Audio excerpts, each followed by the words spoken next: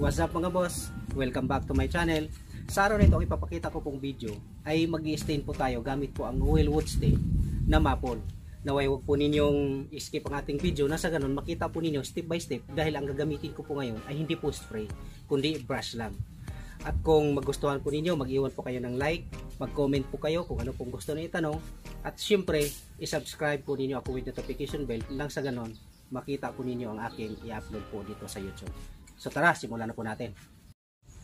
Ganito po ako mag-varnish mga boss. Pagka ganitong bagong kahoy, ito po, kailangan ko siyang imasilya muna ng manipis, kahit isang mano lang po ng Full-Tite o kahit anong klaseng pang masilya po sa varnish. So ito po yung ginagamit ko ngayon. Ayan po, fit tight. Ayan. So titimplahin ko po yan dahil yan po yung kulay niya. Yung gagayahin ko itong nasa katawan. Mamaya ipapakita ko po sa inyo yung kulay nitong nasa ilalim. So kailangan kong timplahin ng hawig dyan para pag in-stain ko hindi na po ako mahirapan. So meron po ako ditong tinting color po na Rosina. Ayan po. Merong Venetian red.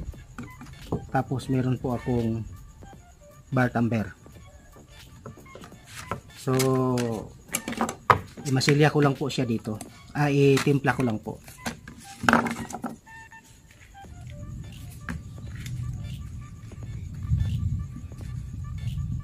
So ito na may na-mix ko na kaganina. So kahit hindi ko na ganong i-mix.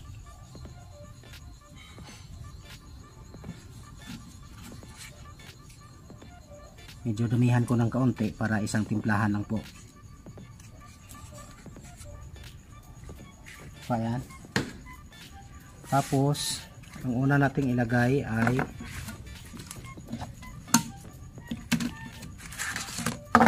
kunti lang naman ang kailangan dito para pumula lang siya ng kaunti. Ayan po.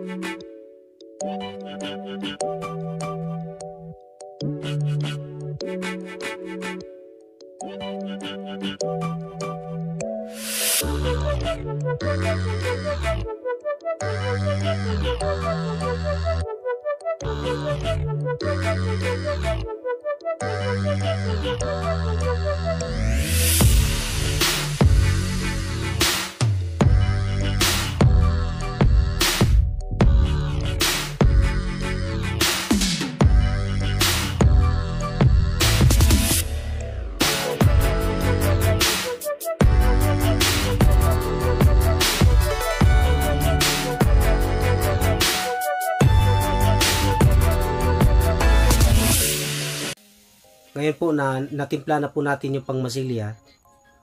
So imamasilya ko na po. Ang gagawin ko po dito ay isang mano lang o isang coat lang. Saka po natin lihain ng sagad.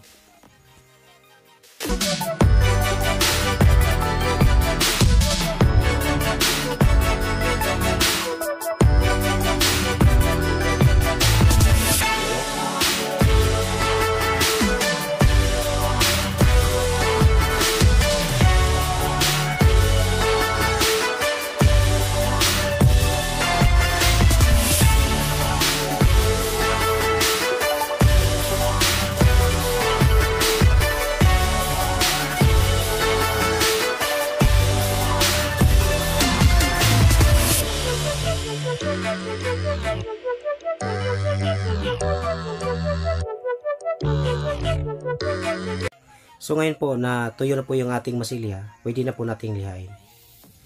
Ayan. Ang gamit ko pong liha ay number 150 po. Ayan, number 150. At lilihain po natin ng sagad.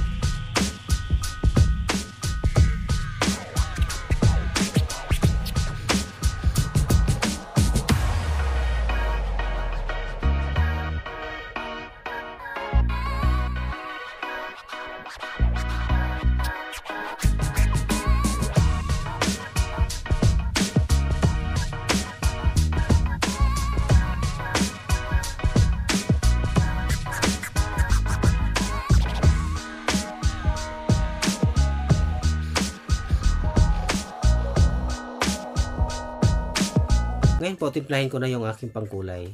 Yung aking wood stain po dito ay walnut po ito na dark. Samantalang ang aking ikulay po dito sa aking gagawin ngayon ay maple po na medyo dark po siya. So gagawin ko po itong parang pangtimpla lang. Ayan. So nagmula po talaga siya sa wood stain. Bihira po akong magtimpla ng tinting color doon sa paint thinner para gagawing wood stain. Bihira po ako niyan. Kadalasan po talagang ang ginagawa ko wood stain po talaga. Doon ako nag-adjust. So ito po yung pang-adjust ko ngayon. Venetian red na tinting color at rosina na tinting color. At siyempre paint thinner po para lumabnaw dahil nga malapot ito.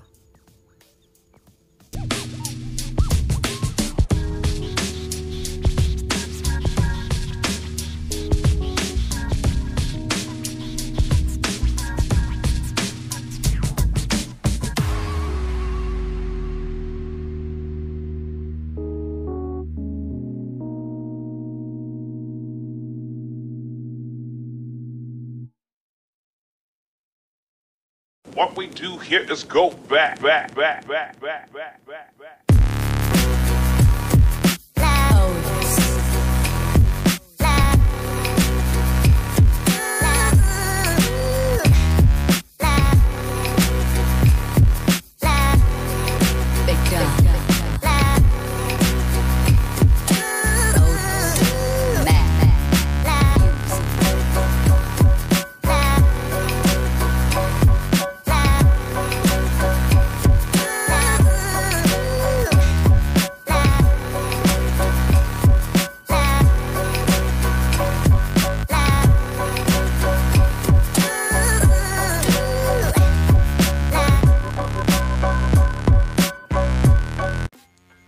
So ipunas na po natin yung ating wood stain. Gamit po ang brush at basahan po.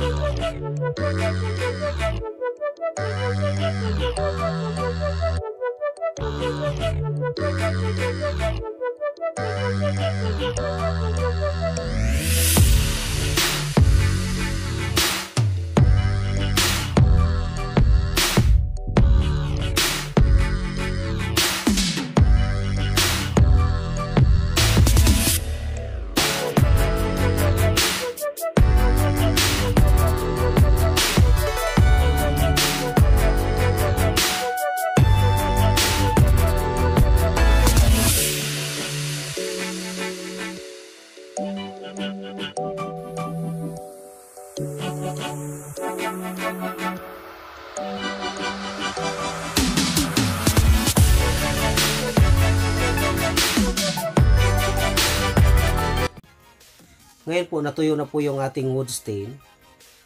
Ayan, mabilis po siya nakapag-penetrate at natuyo dahil nga nakadirect po siya sa kahoy. Hindi po siya nakapatong sa sanding sealer. Ayan. So, pwede na po nating i-sanding sealer ito. Ang gamit ko po na sanding sealer ay nakatimpla na. So, kung sino man po ang gusto magtanong kung paano siya tinimpla, puntahan niyo po yung ibang video ko. Meron po akong tutorial kung paano po siya timplahin. Ang gamit ko po ngayon ay brush lang dahil lockdown tayo ngayon at ang ating gamit ay ating pang-spray ay nasa site po na iwan. So, RC na camel brush po ang aking gamit. Maganda po ang quality ng RC. Malambot po ang kaniyang buhok at talagang camel po talaga. Buhok po talaga ng camel siya.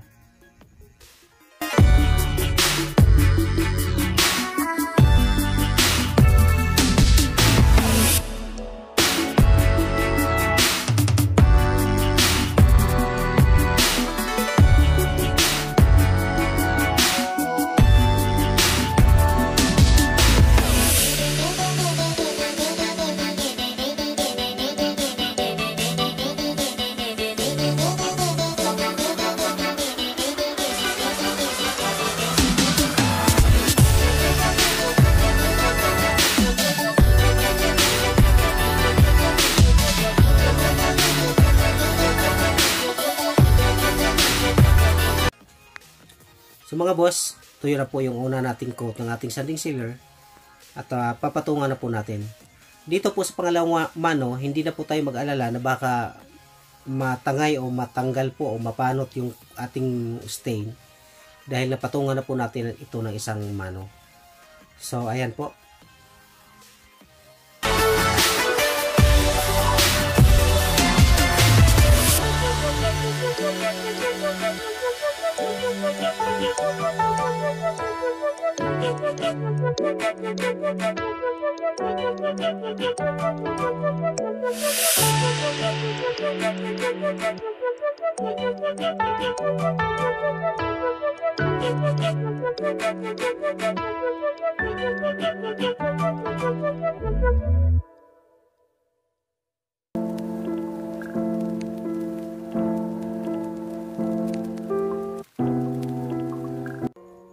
Dahil tuyo na po yung ating sanding sealer, dalawang mano po, so lilihain na po natin.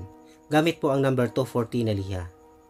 At muli, gagamitan po natin ng tubig para po madali po siyang lihain at tipid po sa materyales.